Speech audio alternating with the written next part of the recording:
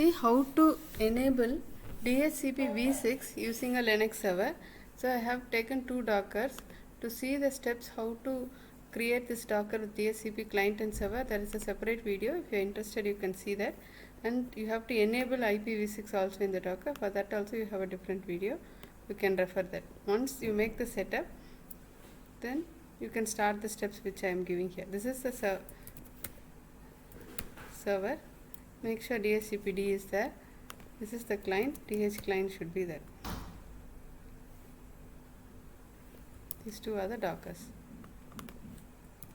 So in the server, this is the first step which we are going to do. I am copying the ISC Dhcp server to Dhcp server 6. And then the next step is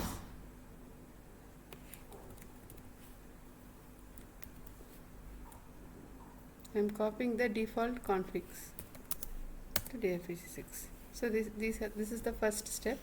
Then what you have to do is you have to go to this file vm etc dhcp6.conf. So here you have to give the subnet IP.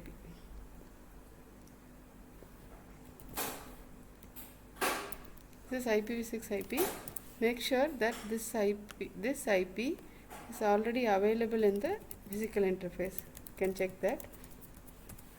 So this is a subnet 2001 dB. So make sure you give the same IP here, the same subnet. And the range with which we are going to create the DHCP is 100 to 200 with the same range. So this is the second step. Once you give the range, you have to go to this file.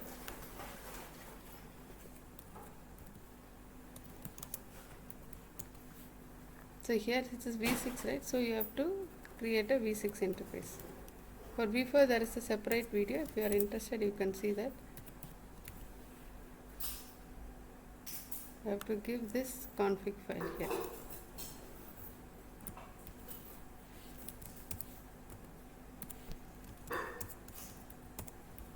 The next what you have to do, we have to create this file.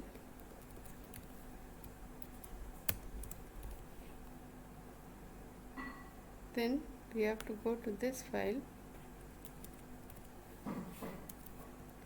So how to find out this file is, you can go to systemctl status isc dhcp server dot service. So this is the path. The same file I am going to open. So this is the path. Here there is an issue actually. Environment variable, because we copied V4 side, so I have to change this to V6. That's all. Once this is done, we can start the server. Before that, var log journal ctl. This log you can check, but this log will not come since we have not started. So we will start.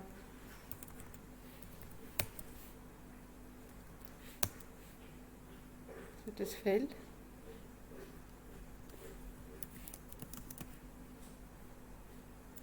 Var log journal ctl.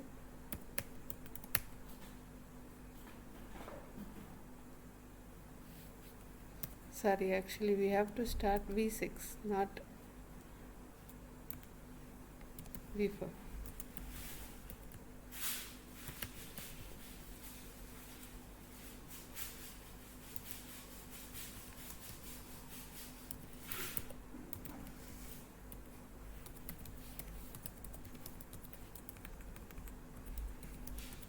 Sorry, this is the file.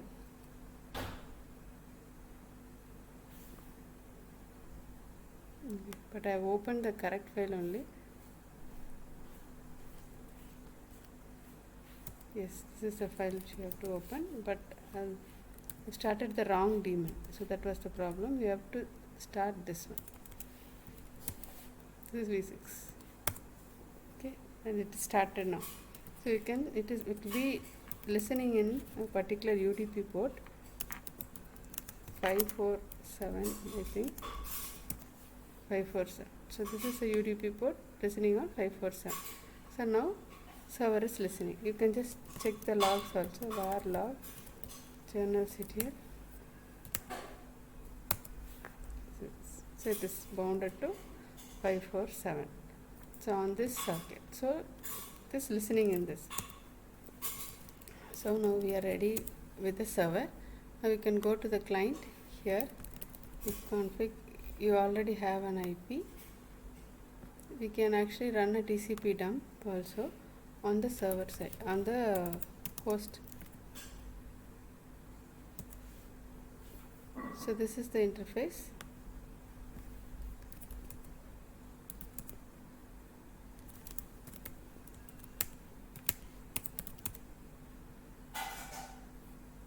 So we can do sudo TCP dump -i, that interface name, -w dhcp v6 get. I'm just saving in this. Now I'll start a DH client -0, but I have to give -6 since it is v6. So now we'll see. I have received a packet also. So now we have to go and see this var lib dhcp6.list. You open this file, see it has given this IP. We can confirm whether we have got the same IP in ifconfig 80, because we are, see it has got this 200. So now we'll see how to release it. I'm just releasing it. This is the veth interface on the host machine. So I'm going to do a release -r. The command is this. It has killed. Now you can go and confirm in this file that it is released. So it has released. Once the IP is received, you can see netstat in the client side also. It shows 546. So all the packet capture should have 546 and 547. So this is the packet capture. So this is for release. So once we release it, this is the Dhcpv6 packet, message type is release. And if we are taking this offer packet, that is when it receives an IP, this is the product. It does a solicit packet. You can see the message type is solicit, and then it does an advertise. Message type is an advertise. Then it requests for that IP. You can see the message type, and finally it is the reply.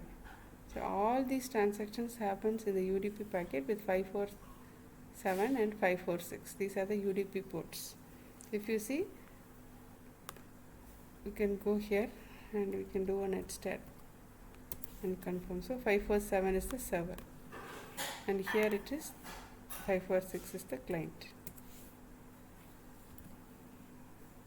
That's why all the packets are receiving in 546 and 547. You can see who sent and who receives. So this is the basic step to configure Dhcpv6 in a Linux server. Thank you.